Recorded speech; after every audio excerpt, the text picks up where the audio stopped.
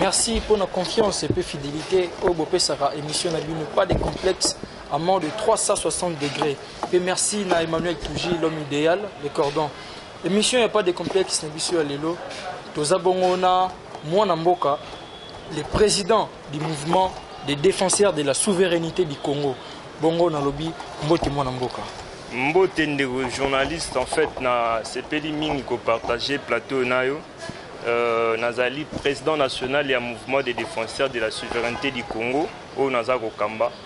Et que nous allons passer de beaux moments ensemble ici et nous allons parler plus politique et tant d'autres choses. Ah ouais, merci beaucoup Nenga Outi Koloba. Azabongo président national et un mouvement des défenseurs de la souveraineté du Congo. Tant moi Namboka, c'est présenté Pesabiso Kombo na Yopona Bao Batalio pour la première fois et puis au Talisabiso mouvement du défenseur de la souveraineté du Congo. Ezani, juste. En fait, on a bien mis na Kombo à Stéphane Mbala, Nazali président national, et le mouvement, nous avons un objectif tellement moins mingi. Il y a Liboso, avant de répondre à Moutuna, je dois parler un peu par rapport au phénomène Koulou na Oyo et puis réveiller encore Mokili, population congolaise. Na une vue valir là très extrême. Je voulais dire quoi par là? Dans la commune Yamakala. Ici, je veux faire interpellation à Gentini Ngobila, qui est le patron de cette ville, et faire encore interpeller le général Kassongo. Il y a une Kambambo, une ville province à Kinshasa. Bakoulou n'a pas tellement bavir comme pas possible. Aux yeux tronçons, il y a Mopoulou, Ti, Okoko Marron, Ponga, Baderon, Ponga, Bati, Triangle, au Baébi Route, Bypass, il connaît. Je vous dis, Bakoulou n'a pas traquer population comme pas possible. Je me demande, il y a 3 postes de la police dans rien, mais vous verrez qu'il y a toujours des bavis, bazo 4, bazo qui ça. Nous sommes trop victimes. C'est pour ça que je me demande, est-ce que les policiers sont incompétents ou complices ou comment? Que M. Sylvano Kassongo, le général, a mis un peu qu'on revoir un peu avec ses comportements des policiers. Système qui a routine dans c'est cette vision-là que nous voudrions. Pourquoi pas qui tape na makalo ba mikolo est. C'est presque chaque jour et il y a des coups de balle, mais ça c'est comme pas possible. Voilà pourquoi tu as décrit comportement bakuluna. Tu as savoir que si solution rapidement, nous allons faire appel à la population, se soulever pour que Toluka solution jusqu'à ce que Kimio écoute Nakatia commune voilà.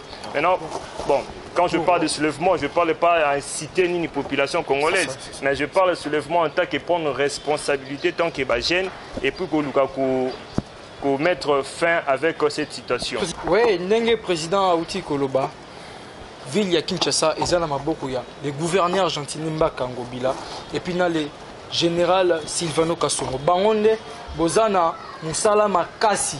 La ville de Kinshasa. Donc, bien de Boza, mieux placé aussi les Sakuluna.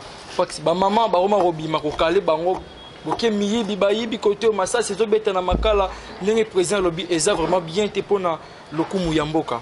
Bon, mon Amboka, Stéphane, Zongi Sabisona, question, c'est quoi d'abord mouvement de défenseurs de la souveraineté du Congo? Bisso, mouvement Ezali, pour défendre anti-valère.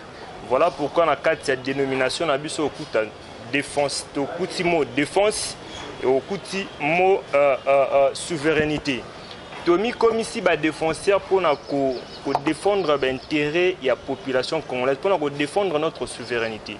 Voilà pourquoi on a un mouvement de défenseurs de la souveraineté du Congo. Pour combattre l'antivaleur, comme je viens de le dire. Toujours beau, il y a une ingérence. Je parle maintenant par rapport à la vision, objectif et tant d'autres. Moi, je marteler sur ça, vu le temps, mais je suis en train de dire que notre tozo combattre l'antivaleur, tozo combattre l'ingérence, surtout l'ingérence, papa dans notre pays, on a vu du trop. Un ministre en fonction, mazozo a une injonction et pas secrétaire à parti politique ou à la fonction officielle. ils ont sorte à l'ingérence, tout le thème de l'ingérence dans la Katia pays, puis dans la Libanda pays. Voilà pourquoi tu le dis, biso na Katia mouvement, de côté telemela n'importe qui oyo akoya pona s'ingérer na makambo etali ya République démocratique du Congo azala libanda. Ce qui est pour l'intérêt en Mboka, on applaudit, mais ceci c'est pas pour l'intérêt de la République, nous allons le traquer. Et c'est pas seulement les ingérences, toujours pour combattre, pour éradiquer les tribalismes en République démocratique du Congo. Voilà pourquoi je pense que nous allons parler plus. Mais il y a tant d'objectifs rejoindre Bisso, moyen à avancer. Voilà. Voilà, merci comme le président Stéphane Aouti Koloba. Donc, Bazali Kobenga Batubaya vers Bango pour que défendre vraiment ce qui est la souveraineté du Congo. Donc c'est ça vraiment les messages clés. Bongo président, j'aimerais bien savoir parce que comment est-ce que politique est cannabis et comme comme les gens, comme d'autres gens disent. Donc bango baya arabe na ba mouvement na suka na bango ba koma ba député ba ministre ba bosani population. Président, Talissa peuple congolais, population ezotala yo, position il y a mouvement politique entre quand il y a majorité de nos oppositions. Talissa un peu population pour basala très bien éclairci. Vraiment na Kolobete, nous sommes en train de faire la politique. C'est ça. Ici tel que nous sommes venus pour parler de la politique. Voilà pourquoi nous mettrons au centre les intérêts de la population congolaise. Ni tété l'intérêt de la population, c'est ça, mais d'autres gens disent seulement comme ça. Hein? Et ceux qui toyent, il y a pour défendre bateau surtout au bazar comme habitants congolais. Pour notre position, il y a je dirais clairement ici, dans le mouvement des défenseurs de la souveraineté du Congo, nous sommes bel et bien indépendants. Indépendant pourquoi? Parce qu'on n'a pas encore officiellement s'allier, on n'a pas allié avec une partie politique ici en place. Nous sommes indépendants, je dois être franc. Mais il y a un côté qui soutenir camp politique X ou Y. Nous sommes là pour soutenir camp politique X ou Y, pour soutenir déjà. Il faut te mettre ma sola politique avec beaucoup de clarté. Ceux qui n'ont pas dit que objectif ils ont le même objectif que le président de la République, Félix Antoine Tshisekedi Tshilombo, chef de l'État. Donc ce que vous comprenez, donc mouvement des défenseurs de la souveraineté Bozolanda, action et chef voilà, de l'État. C'était ça. Mais nous ne sommes pas dans une obédience, s'il vous plaît, président. Mon cher ami. Non, monsieur Zanga, président. Monsieur Zayo, pardon, président. Voilà. On a éclaircir peuple congolais, population exotale.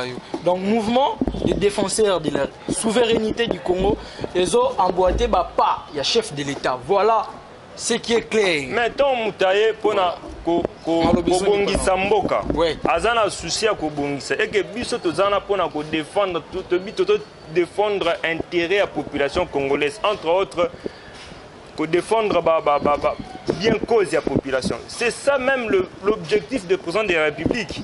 Alors bien il y a même cet état de droit, la démocratie et autres, j'en passe. À cause de yango netindiki biso to soutenir ba initiative ba action na yi. Ni tété ça on n'allait pas aller là-bas.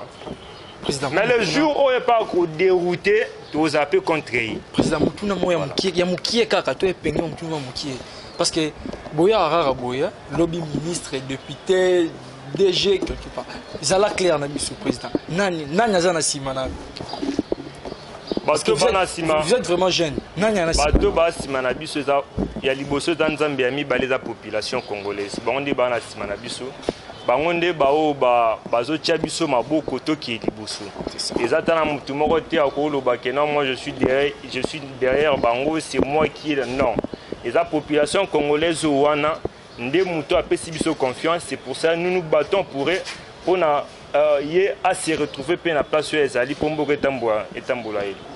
Voilà, la population congolaise, président Stéphane Mbala alobi ke bazo défendre toujours intérêt na bino. Je peux défendre intérêt à Congo. Donc Yakao s'est intégré directement dans le mouvement des défenseurs de la souveraineté du Congo. Voilà, président. Mouvement Kitoko. Ah, Kitoko Makassi. Donc, voilà. Président, Touebi, actualité aux Mikolo sur l'Ikambouya Kadima, la CENI. Là, c'est posé problème. Et surtout, comme je pose, vous n'avez toujours pas le président Fachi Béton. Vous soutenir Fachi Béton. Donc, pour le président, parce que l'émission, ça doit être une émission des intellectuels, hein? Parce que la population congolaise doit être la population a souffrir mingi, a zonyo comme na mai, na nzala, na courant, donc a ligne vraiment tout aventure et surtout en 2023.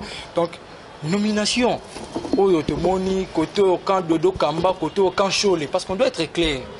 Pour na yo, pour na bino baï politique. Donc vote il y a Kadima. Moi, je qu'il y a un risque pour la République. Tout le monde déjà, pas Ronsard Malonda. C'était seulement comme ça. Les gens déploraient que non, Ronsard Malonda, Neroliana Kabila. Mais ici, tout le monde a une photo, il y a Kadimana Fachi. Papa, na web, ça a été, Namboka Nabiso, ils ont un risque, mon côté, ils ont un pour il y a vote, il y a moi Namboka Kadima. Et na woloba été, na mono sali.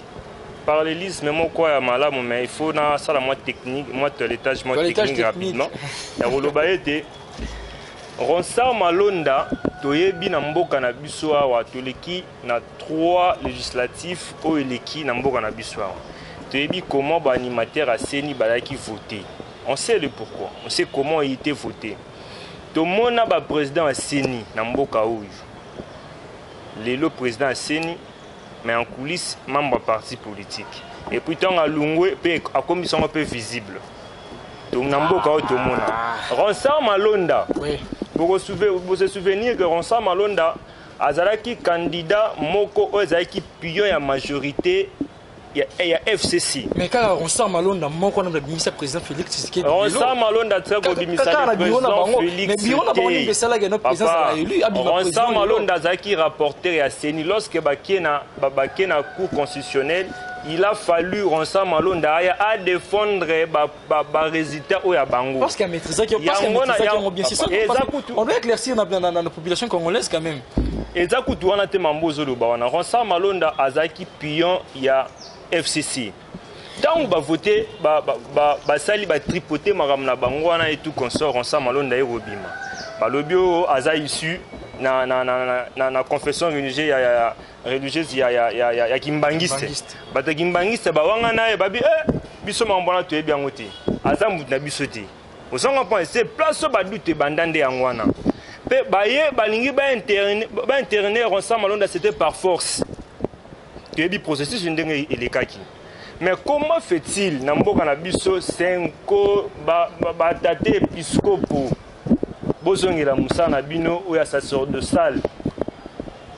Bango bazaka kana ba bango nyonso pas bozalaka mabe. Mais na ba 2 ans passés à Watong bande ko papa nyonso pas na bango bazalaka mabe. Basala on na 2 ans passés. Soit charte ya Seni ya charte Seni o ba tu ko promulguer par chef de l'état. Vote et ça par consensus. Pendant avant qu'il y ait un vote, il faut pas qu'il y ait par consensus. Se concerter, les 8 confessions religieuses, voter, tout le monde candidat. Maintenant, on a consensus de l'organité. Il faut qu'il y ait un vote. Mais lorsque tu as un vote, la démocratie a pris. Mais c'est quoi la démocratie? Place liberté, il y a bandit. Tant aux 8, on limite na 8, to kende liboso pour mboka avancer. Yo 8, mon le but est wana teka biso. Bango teka biso, c'est quoi pourquoi nous voudrons théâtraliser toutes choses? Kadima Azali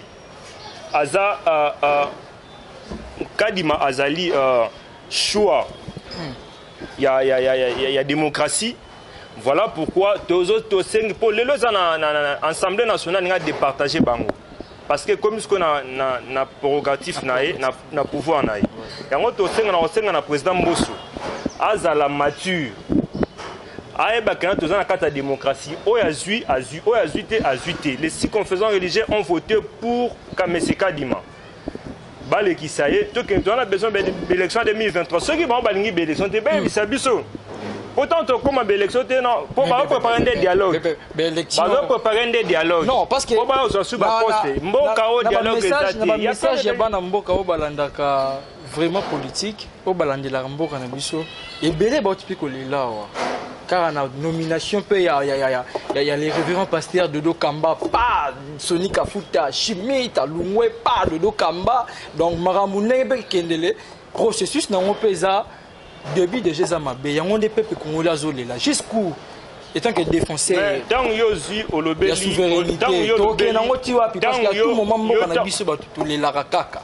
Tant que le Béli Makambu, il y a processus, il y a élection, il y a nomination, il y a Dokamba. Les gens disent clairement que non. Il y a une confession religieuse. Mais pas à 6. Moi, parce que vu le temps. Président, vous comprenez? Le problème est que. L'émission éclaircir vraiment la population congolaise. Parce que Yosa président, il défendra beaucoup plus la souveraineté du Congo. Vous voyez? Donc défendre en haut, il y a bien pour le peuple congolais va comprendre. Peut-être que Libungi est na camp oyo to na camp oyo. Et tant que politique, zala la message moko ya kimia, un message oyo fungola lisusu mutu ya bayi congolais. Yango pour un message à paix, tokosenga na président Mbosso.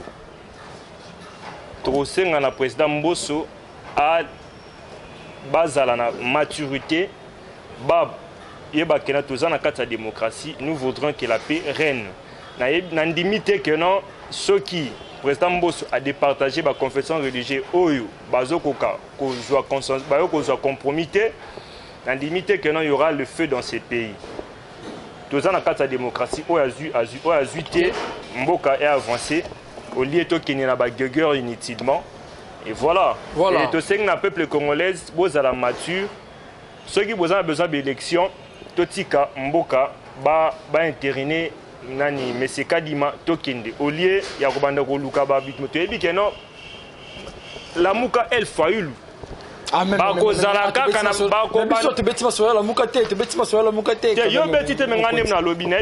la Mouka, na 5 na SCC. Bangonde ba former groupe na bango groupuscule na bango pour ba luka ba mettre mboka na fait. 5 ans la muka ba tiko ba na wakala minta wa tiko be ba na abeso la porter ba parole moko méchante envers la muka mais je dis mbela na sima la muka président. C'est la théâtralisation, la théâtre. Et la politique. Ah oui. Bazana bango elongo. Tu dis que non groupe wana nde ba luka ba mettre fait. Papa lisanga bonganga loba makambo. To imam lisanga bonganga loba wati. On doit avancer, le pays doit avancer. Là, je rappelle, il s'appelle le président Stéphane Mbala, président national, il y a un mouvement des défenseurs de la souveraineté du Congo. Bon, président, Bassali Bisso déjà signe na régie déjà qui est comme Kini na Sima Yangonga. Bon, on poussana dans le monde parce que Marambo est développé, ils ont vraiment ébélé, mais tant ils ont tant on a DG c'est certainement qui mit tout pèsera tout bétana moi les sous le makambo DG l'idéal Emmanuel voilà les choses vont comme Yosengi DG en fait à couper. Merci. L'objectif, nous parlons maintenant mouvement. C'est ça. D'abord, président, excusez, tout le mouvement, mais beaucoup plus la vision, parce que la population congolaise azolanda yo pe alandi yo na nyonso to soli degré au sali ba ratissage na yo bongo talisa ko population congolaise vision bien abandé koloba au mouvement nous avons une vision tellement ébélée, mais vu le temps, on ne saura pas tout exploiter ça maintenant. Maintenant, l'un des objectifs que nous devons poursuivre est d'aller dans le bel Ibosso pour combattre l'ingérence. Et puis maintenant, je parle pour éradiquer le tribalisme en République démocratique du Congo. Mon très cher ami, on peut remarquer que dans notre pays, le président maréchal Mobutu, l'époque combattra le tribalisme comme pas possible. Mais on remarque que le tribalisme, jamais, je mets quiconque au défi. Nous sommes que le tribalisme et faire avancer le pays, Aïb Sarabiso, on a domaine ni au tribalisme et ça quoi avancer pays. Surtout là, jamais. Le tribalisme engendre toujours la division, la haine, ainsi de suite. C'est ça. Est-ce que comment tu roules un tribalisme et vendre dans 4-4 Nabiso? Naza Congolais. Je suis Congolais. Mais je quitte mon nini province tanga peut-être na Congo central. C'est comme si na mboka bapaya. Mais ceux qui ont politique, mon côté c'est le tribalisme.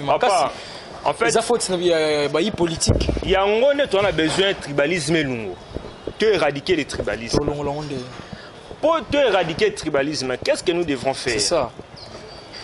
Bissonakata Mouvement, nous avons prévu une campagne de sensibilisation contre le tribalisme. Il faut que tu sur le terrain, na base. Le tribalisme est pour diviser Bissou. Le tribalisme est même la sécession, la balkanisation. Le tribalisme est une division totale. Dans l'entreprise, comme il pose la fois en obédience, mais dans la langue,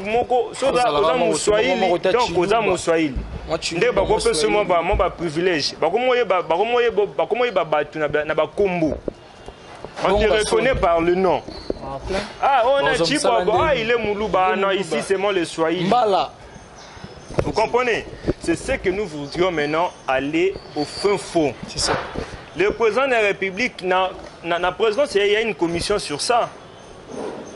Mais tu raisonnes plus. Comment on raisonne à ce mouvement? Qu'est-ce que nous, le jeune, qu'est-ce que nous, on peut donner au pays? C'est ça ce qui est important. Ce n'est pas seulement que nous devons dire gouvernement, ministère des Athées. Ni jeunes, tu penses pour ce pays. Nous, on a pensé de faire cette campagne de sensibilisation en vie, de l'éradiquer. Tout le monde a besoin d'unité dans le cadre de mon cham. Laisse-moi un peu de développer mon non, développer vraiment, mais na côté la je connais en fait. Donc, dans le sens où tout le monde a besoin d'éradiquer le tribalisme. Il y a un autre objectif est aboué. Nous avons besoin de tous les leaders d'opinion, politiques, ecclésiastiques, sportifs, journalistiques, artistiques. Influenceurs, leader d'opinion dans coin nous avons besoin de vous. Parce que yo sera télémi au lobby quelque chose dans coin il y aura une avancée.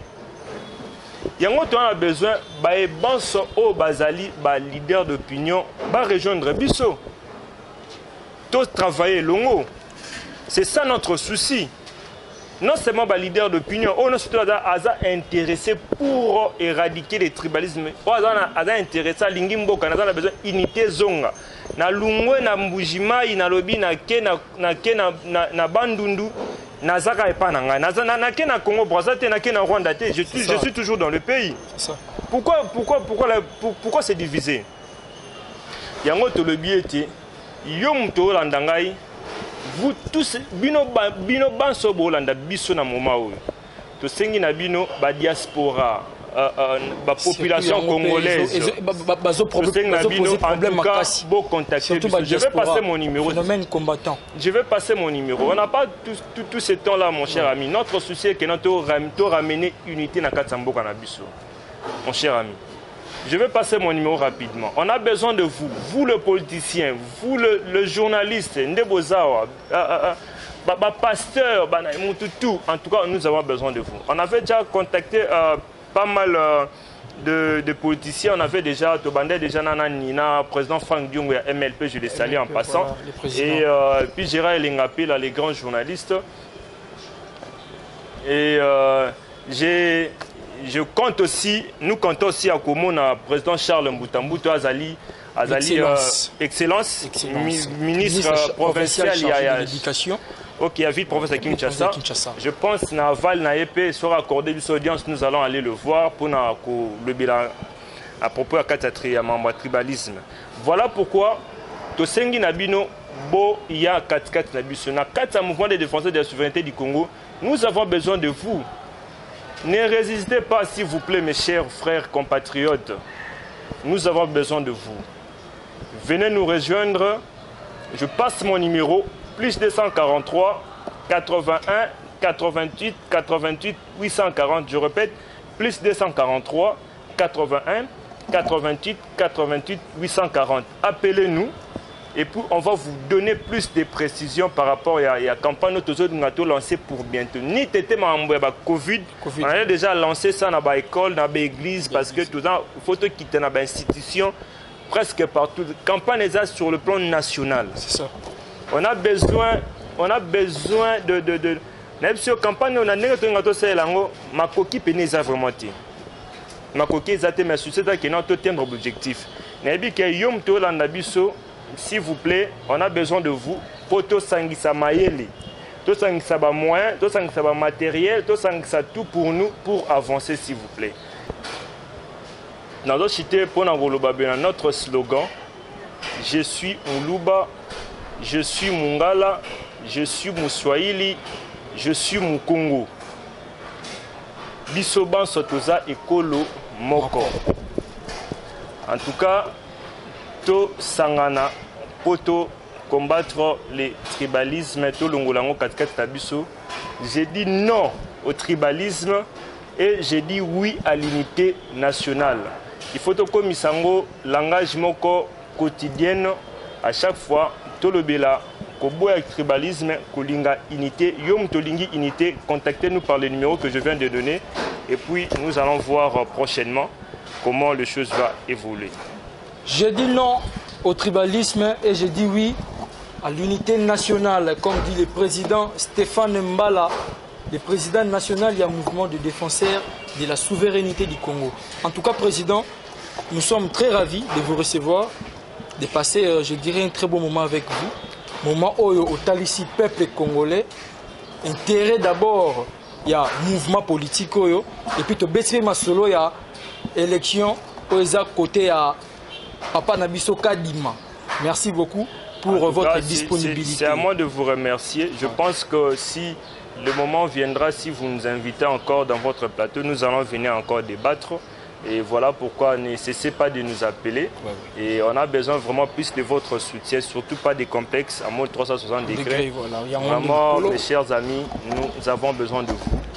Vous soutenir un biso poto Kende Bosso. Et je profite à remercier Bato Banso Bazo Baolanda Bisso, Bao Bazu Tana Bango Rolanda Bisso dans le moment où nous vous saluons, te pécimons seulement merci. Vous continuez toujours à soutenir Bisso le mouvement et défenseur de la souveraineté du Congo, y compris Bato Banso Baza fidèle, il y a pas de complexe à mort de 360. Toujours Bolanda à chaque fois.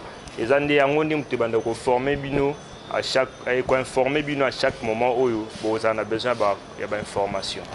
Merci, na président Stéphane Mbala, Nathan Oapesa Kibiso. Et puis j'ai dit merci encore à l'intérêt général, l'excellence Charles Mbutamutu, l'homme qui assure l'éducation de la ville.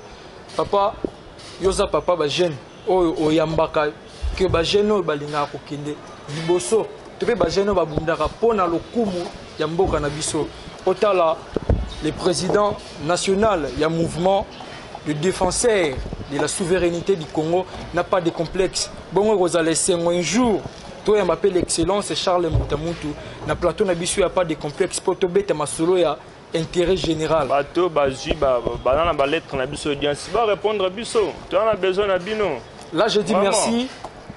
Na esika kitoko to sali émission na salle de fête de Ivens donc son moment je sais kitoko boy ils a juste na rond-point ngaba ils ana malili moko salle référence Newlis avenue Bangi numéro 2 quartier Rigini commune ya Lemba bongo reçoit salle de fête de Ivens Mobimba vous avez besoin de conférence mariage ole kama mpepe inesika moi kitoko tozana cadre oya kitoko bengami na kombo ya salle de fête de Ivens. Bongo je dis merci à Léonie Kimobana oyalandaka bongo émission na biso pas de complexe et puis les inséparables Bernice Mandundu et produit Jefia. Là je vois directement Ardiès Louvalou qui était derrière la caméra et puis les cordons Emmanuel Touji, l'homme idéal avec Naomi Chomba Mujinga.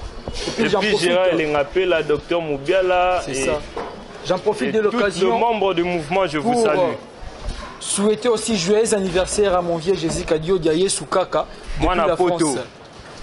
Et puis Nanga Moko, votre humble serviteur et prospère Kimima, je vous aime beaucoup. Na Yolande Kapasi. Donc je te salue beaucoup. Bye.